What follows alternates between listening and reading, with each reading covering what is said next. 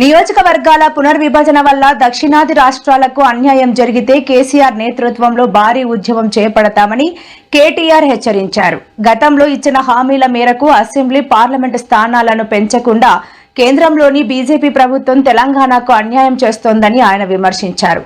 పార్లమెంటులో ప్రస్తుతం దక్షిణాది రాష్ట్రాల వాటా 24% ఉందని, డిలిమిటేషన్ తర్వాత ఇది అలాగే ఉండాలని తెలిపారు. డీలిమిటేషన్ పేరు మీద దక్షిణాది రాష్ట్రాలకు, తెలంగాణకు, ఆంధ్రకు, తమిళనాడుకు, కర్ణాటకకు, కేరళకు, పాండిచ్చేరికి అన్యాయం చేస్తామంటే మాత్రం ఎట్టి పరిస్థితుల్లో ఊరుకోము. ఎట్టి పరిస్థితుల్లో బీజేపీకి సమర్థన ఇచ్చే ప్రసక్తే లేదు. ఒక్క మాట మాత్రం పక్క, ఇవాళ 24%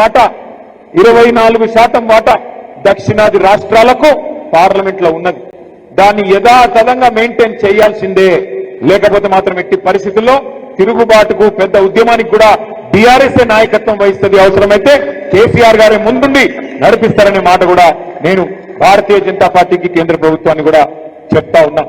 ఇంకొక పార్టీని కూడా మనం కంట కనిపెట్టుకొని ఉండాలి. ఇవాళ భారతీయ జనతా పార్టీ వాళ్ళు కేంద్రంలో అధికారంలో ఉన్నారు.